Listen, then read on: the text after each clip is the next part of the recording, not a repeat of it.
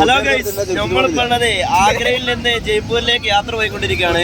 Train വളരെ ക്രഷാണ്, ഭയങ്കര ബുദ്ധിമുട്ട്. കാരണം പിന്നെ 1 മണിക്കൂർ മുമ്പ് ട്രെയിൻ എത്തിയപ്പോഴും പിന്നെ ഇതിലേക്ക് കയറാനുള്ള സീറ്റും കാര്യങ്ങളൊന്നുമില്ല, ഭയങ്കര ബുദ്ധിമുട്ടായിരുന്നു.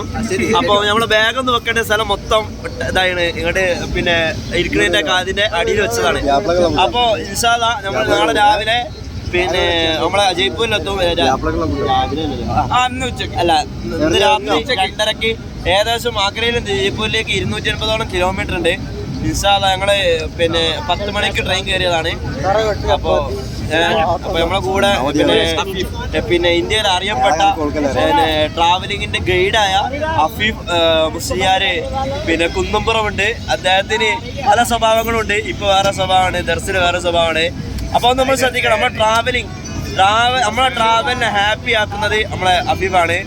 പിന്നെ ഓരോ സമയത്തും നമുക്ക് എവിടെ എങ്ങനെ പോകണം, എത്ര സമയം ചെലവഴിക്കണം എന്നൊക്കെ പറഞ്ഞ് നിർദ്ദേശം തരുന്ന ആളാണ് അഫീഫ്. അതുപോലെ നമ്മൾ അസ്സമുണ്ട്, തൃശ്ശൂർക്കാരനാണ് അസ്സം. വളരെ ബുദ്ധിമുട്ടായി സൈഡിലിരിക്കുകയാണ്.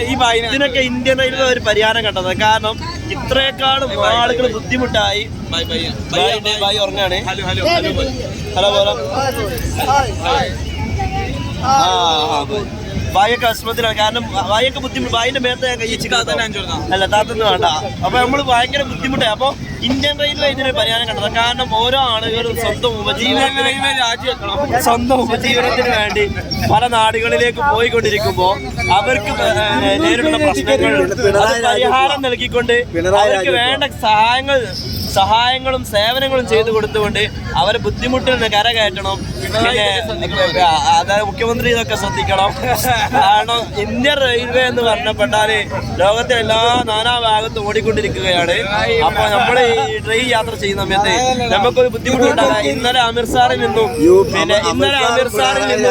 ഞങ്ങളുടെ ആഗ്രയിലേക്ക് കയറിയപ്പോ ഞങ്ങൾക്ക് ഭയങ്കര ബുദ്ധിമുട്ടുണ്ടായിരുന്നു. കാരണം ഞങ്ങളെ കൂടെ കയറുന്ന ആൾക്കാരെ 2 ഫോണ് പോയി.